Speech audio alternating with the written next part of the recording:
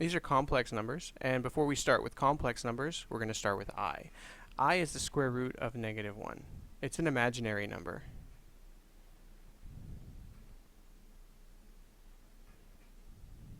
And so whenever we see the square root of a -1, we can cross it off and put an I in its place. So basically, whatever negative, there's a negative inside of a radical, cross it off, put an I in front.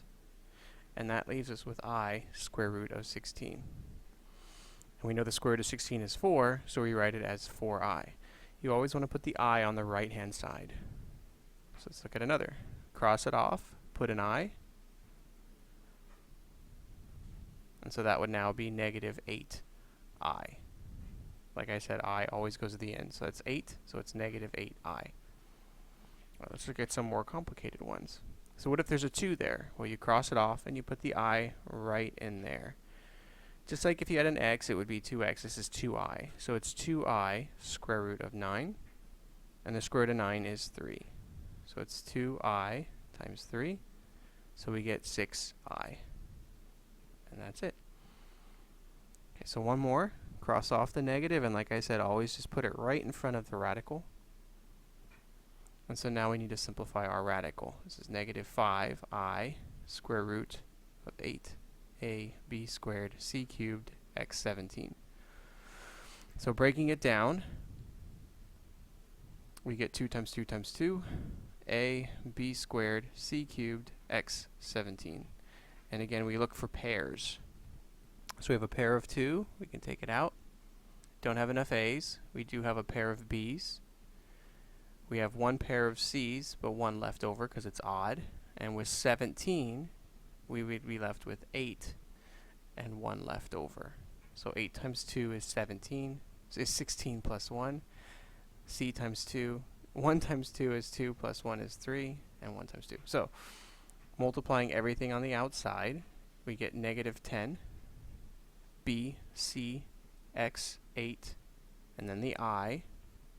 Square root of what's left is 2a, c, x. And that's it.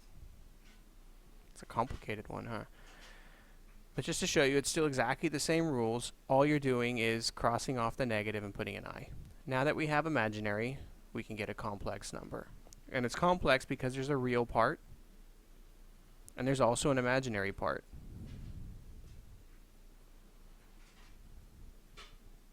Which is why it's complex. So that's the imaginary part, and that's the real part right there. So B is imaginary, A is not. So identify the real and imaginary parts. The real is -6, and the imaginary is 4. The way I can remember it is 4 is imaginary.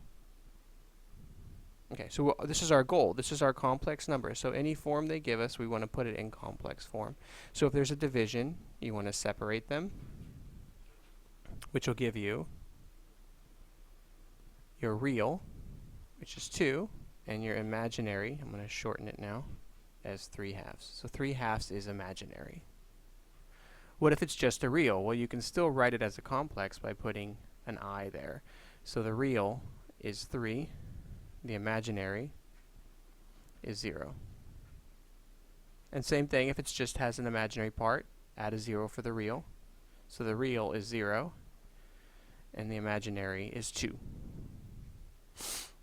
And then sometimes they'll give you it in this form, so you have to cross it off to put the imaginary.